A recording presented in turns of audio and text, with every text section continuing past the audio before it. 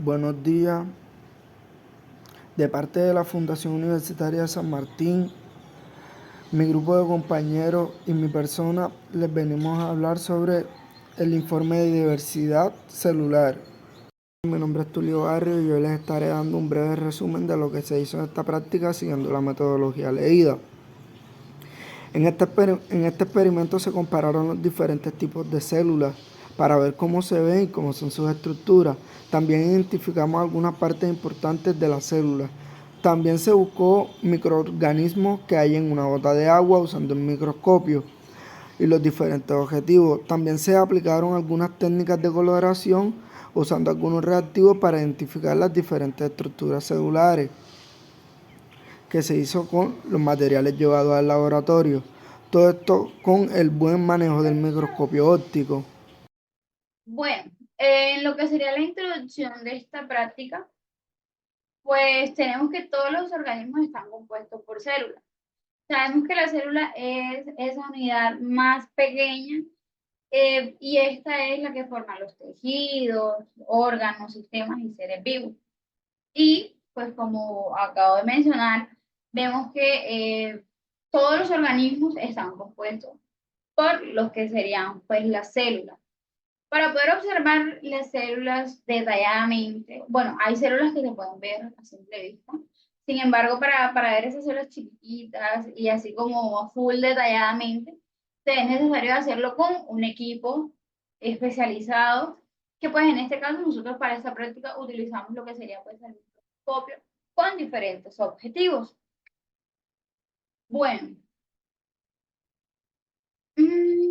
los materiales que se analizaron dentro de esta práctica, tenemos lo que fueron el tomate, la papa, la cebolla, tuvimos la planta lodea, tuvimos sangre y también tuvimos lo que sería mucosa bucal. Bueno, entonces vamos a continuar ahora con lo que serían pues los objetivos.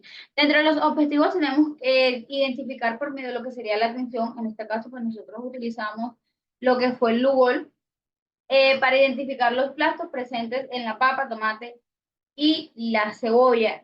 Para lo que fue la sangre o para el fluido sanguíneo no se utilizó tinción alguna. Lo que se hizo fue que la muestra de sangre fue puesta en el portaobjeto y la sangre de Daniela fue puesta en el portaobjeto y se acomodó lo que fue la muestra en el microscopio y así pues pudimos observar a un poquito más detallado. Con respecto a la mucosa bucal, esta se raspó con un raspalengua, se obtuvo la muestra, se colocó en el portaobjeto y fue examinada con la ayuda del microscopio. Para estos dos últimos materiales antes mencionados, no se utilizó tinción alguna. Otro de los objetivos presentes dentro de esta práctica fue diferenciar lo que serán las estructuras presentes en cada material de la práctica, porque pudimos ver que tanto las células del tomate como las células de la cebolla y las células de la papa son totalmente diferentes. Y con la atención del Lugol, pues pudimos identificar la célula de la papa. Y pues vimos que una tiene como formita de ladrillitos, hay otra que tienen como formitas de panalcitos de abeja, y así esto lo pudimos hacer pues gracias a, primeramente, pues el uso del microscopio, y segundo, con la ayuda también de la atención, que en este caso pues nosotros utilizamos lo que sería el Google.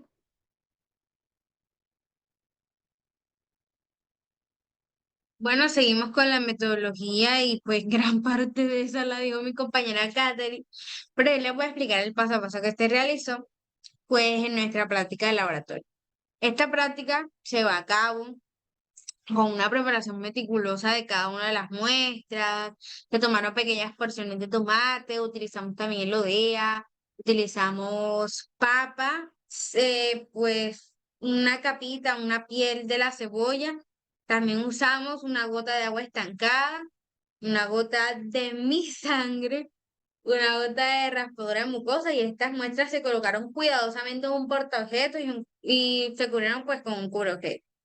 A la muestra de tomate, cebolla, papa, mucosa y elodea se le añadió una pequeña cantidad de agua destilada y se observaron pues, en el microscopio a través de los distintos objetivos y posteriormente se secaron cuidadosamente, claro está, de que no hubiese ninguna afectación en la muestra que estaba ahí y se agregó una gotica de Lugol para que éste pudiera teñir las muestras y pues como que mostrarnos más a claridad cositas que con el agua destilada pues no alcanzábamos a ver. Después de que se le aplicó esta gota de Lugol, esta gota de Lugol a las muestras de cebolla, papa, mucosa y elodea, ellos también se observaron los diferentes objetivos que fueron el 10X y el 40X que fue el que utilizamos. Y cabe destacar que al agua estancada ni a la sangre se le agregó Lugol ni agua destilada, pues porque ya son muestras líquidas, por decirlo así, entonces no hacía falta agregarle y pues la sangre la pudimos ver a través del microscopio y se proyectó pues en la pantalla del laboratorio y ahí la pudimos analizar, pudimos ver cada una de sus partes, también nos fueron mostradas en otros tipos ¿cómo se diría esto? De parásitos, otro tipo de muestras que eran unas placas que estaban en el laboratorio y esas muestras fueron pues vistas por nosotros los estudiantes y explicadas por el profesor, fueron vistas muy a detalle y fueron muestras muy impresionantes que uno muchas veces se queda asombrado de que con nosotros, con nuestros ojos, o sea, humanos, sin el microscopio, no pudiésemos apreciar todas aquellas cosas que se ven cuidadosamente, meticulosamente por el microscopio.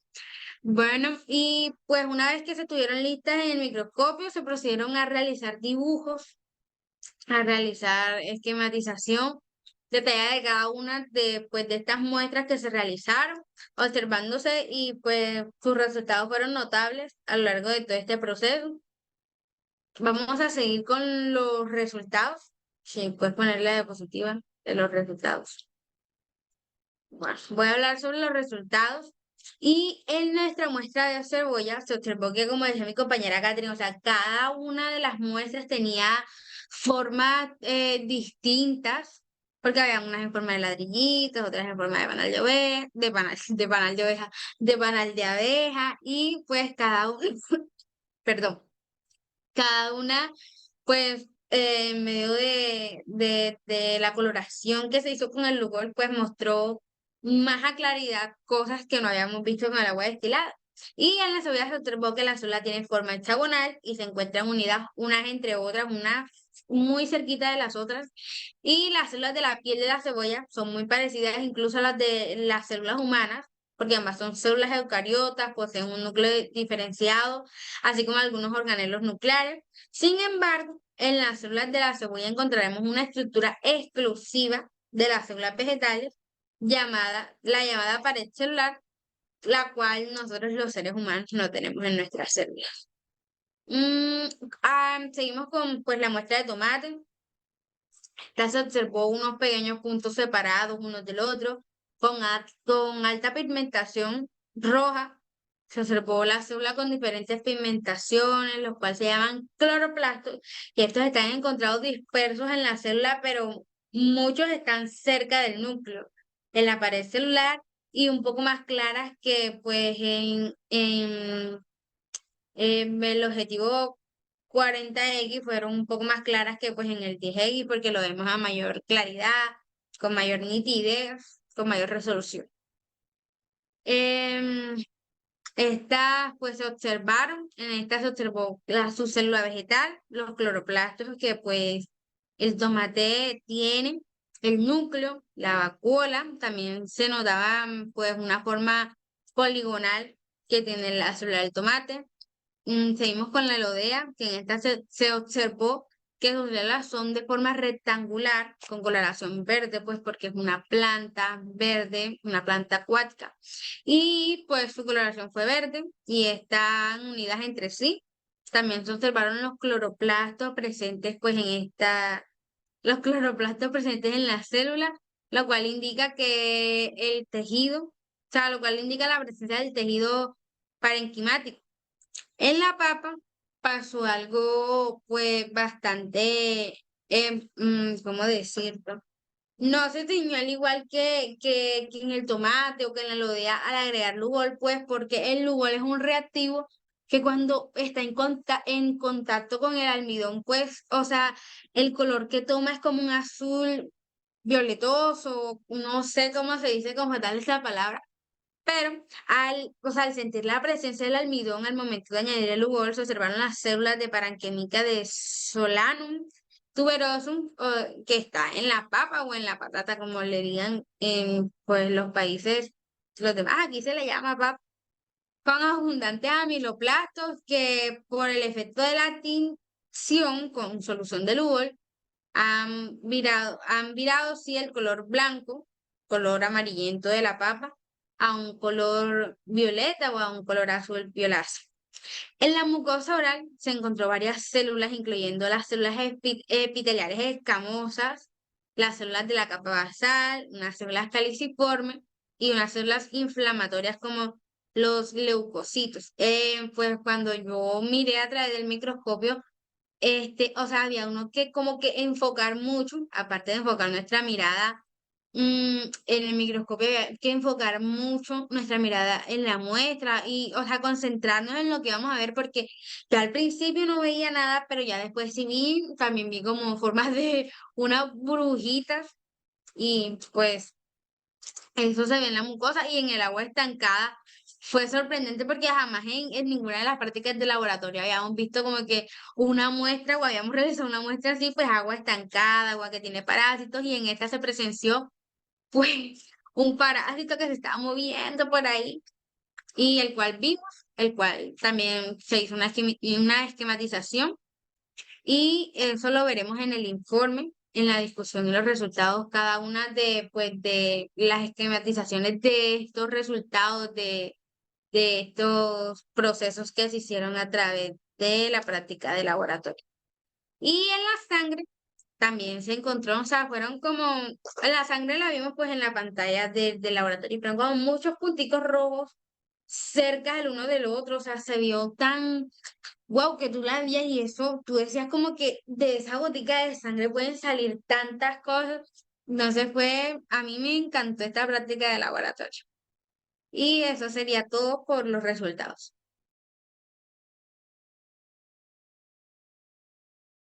Mi nombre es Nicole Marenco y le daré respuestas a las preguntas problematizadoras.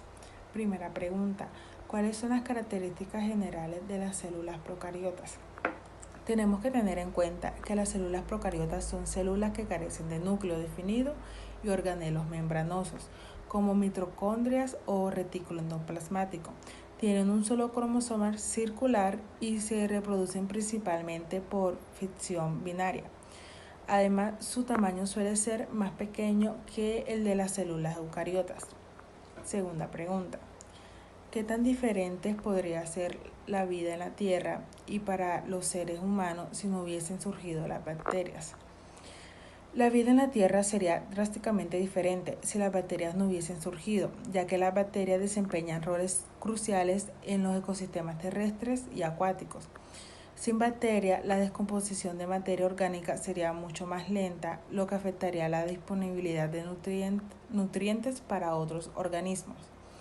Además, muchas formas de vida dependen de la simbiosis con bacterias para funciones vitales, como la digestión en animales. En cambio, en cuanto a los seres humanos, nuestra salud también se vería muy afectada, ya que las bacterias beneficiosas en nuestro cuerpo nos ayudan a dirigir alimentos, combatir patógenos y mantener un equilibrio en nuestro sistema inmunológico. En resumen, la ausencia de bacterias tendría un impacto significativo en la vida en la Tierra y en los seres humanos. Tercera pregunta, ¿Cómo se originaron las células eucariotas? Analice la hipótesis consideradas actualmente. Se cree que las células eucariotas evolucionaron a partir de la simbiosis entre células procariotas primitivas. La teoría endosimbiótica postula que los mitocondrias y los cloroplastos organelos presentes en las células eucariotas eran en su origen bacterias aeróbicas y fotosintéticas, respectivamente, que se fueron incorporando por una endosíntesis por una célula hospedadora ancestral. Esta simbiosis proporcionó a la célula hospedadora nuevas capacidades metabólicas, lo que eventualmente condujo a la aparición de las células eucariotas tal como las conocemos hoy en día. Siguiente pregunta.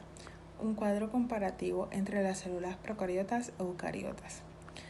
En células procariotas, si hablamos de núcleo, no tiene núcleo definido y el ADN está disperso en el citoplasma. En los organelos carece de organelos membranosos, tamaño más pequeñas, típicamente de 1 a 10 micrómetros. En reproducción, su reproducción es asexual por ficción binaria y pared celular está compuesta principalmente por peptidoglicano. Ejemplos están las bacterias y arqueas. Las células eucariotas, si hablamos de núcleo, tiene un núcleo definido que contiene ADN. De organelos, contiene organelos membranosos como mitocondrias y lisosomas. De tamaño es más grande y típicamente de 10 a 100 micrómetros. Su reproducción es sexual y asexual. Su pared celular está compuesta principalmente de celulosa en plantas. Y un ejemplo de ello son las plantas, animales, hongos. Estas son algunas diferencias fundamentales entre las células procariotas y eucariotas. Conclusiones sobre la práctica. En esta práctica de laboratorio, los estudiantes prepararon cada una de las muestras que fueron observadas en el microscopio con los objetivos de los diferentes tamaños 4X y 10X, analizándolas procediendo a ilustrar lo visto.